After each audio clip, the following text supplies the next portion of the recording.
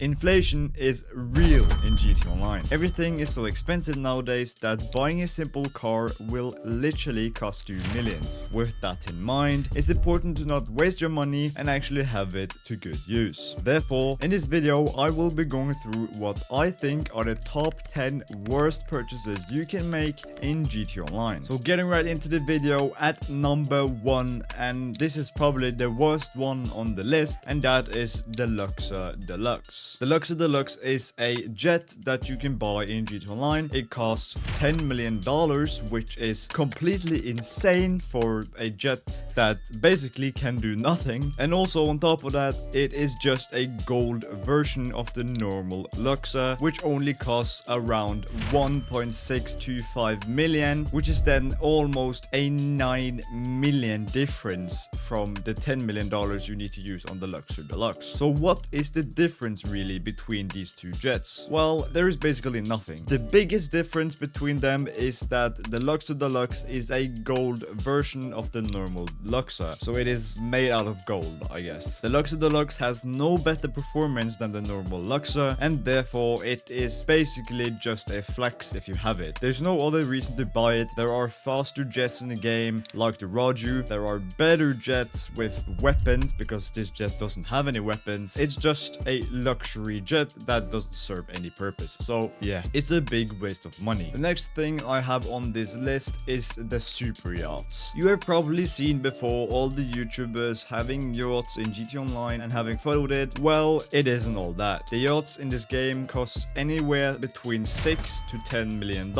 which is quite a big investment. However, you do get some missions to do with buying a yacht, but the ROI on that is absolutely horrible. You will get almost no money back for what you put in to buy the yacht itself. Essentially, again, it's not really used for much other than to have it and flex, just like the Luxor Deluxe. At number 3, we have the wrong businesses, and especially at the wrong time. Now, what do I mean with buying businesses at the wrong time? Well, a good example of this is the nightclub. Many players do buy the nightclub very early on in their game cycle, and that is a pretty big mistake. You see, with the nightclub, how it works is that you have a nightclub warehouse where you earn the main source of income from the nightclub. So in that warehouse, you store different goods and stuff like that you get from your other businesses. So the way it works, if you don't have any other businesses in the game, then this nightclub warehouse thing is basically useless, because you can't link any other businesses to the nightclub, and therefore your main source of income with that business or the nightclub will be irrelevant, as RiceGum would say. However, you do have the club itself, like the actual nightclub, but that would not generate that much money, and you're way better off just getting a bunker or getting the acid lab early on when starting GT Online. And now onto some businesses that you should never buy, and those are the document forgery and the green stuff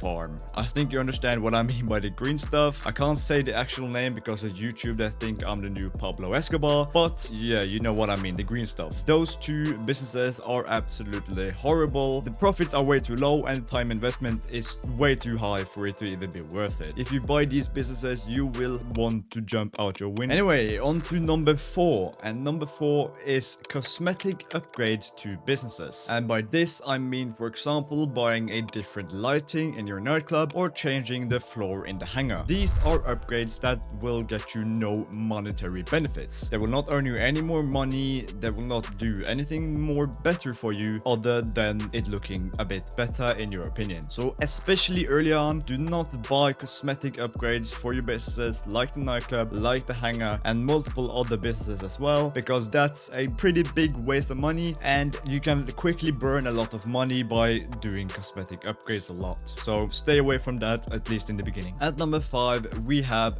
buying low-end apartments, and this is very bad to do. Let me list some reasons about why low-end apartments are horrible. Firstly, low-end apartments have nothing of use. You don't get anything out of it. You can't do heists from them. If you want to do heists, you need to have a high-end apartment. You also get very low garage space. Usually you get only 2 garage spaces, which again then is very bad. And also you can just save up about $200,000 and buy the cheapest high-end apartment instead, and then you'll get access to both heists as well as you'll get a 10-car garage. There's absolutely no reason to buy a low-end apartment because the location of the apartment will be worse, the garage space will be worse, the money-making opportunity will be worse, everything will be worse for only, I don't know, $100,000, if even that, compared to the cheapest high-end apartment. So for God's sake, stay away from low-end apartments and only buy high-end apartments instead. At number 6, we have the Arena War Workshop. And if there's anyone in this video that has been following GT Online for a while, you will know the Arena War update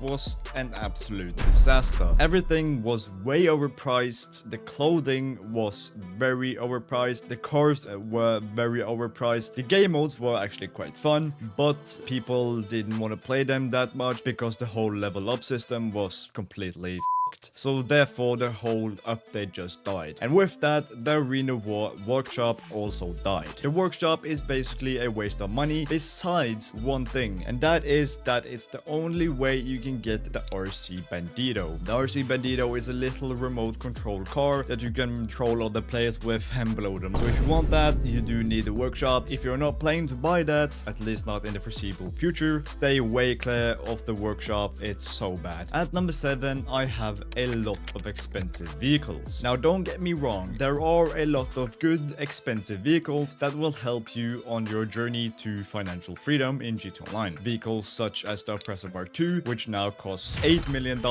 and that is only for the bike itself. You do actually need the turbine and the nightclub to upgrade it at all to actually make it good, which will then make it way over 10 million. But the point is that that vehicle is worth it because it's so good. What I'm talking about here is all the supercars and legendary motorsport cars that are literally useless and are all extremely bad compared to all the military vehicles and such. These vehicles will only look cool and be fun to drive in about a week. After a week, you will get bored of them and you would want to buy a new one. That's what happens with everyone in GT Online. You don't lie to me, guys. I know you have done it as well. Everyone has been in this period. Try and stay way clear of it. Do not buy random expensive vehicles on legendary motorsports. Just get yourself a good grinding vehicle like the Armored Kuruma or something like that, and then you're set, okay? Just use that until you got a steady source of income, and when you got a steady source of income, then buy whatever vehicles you want. I don't care. But in the beginning, please do not. At number 8, we have clothing, and this should be quite self-explanatory. When starting GT Online, you should only have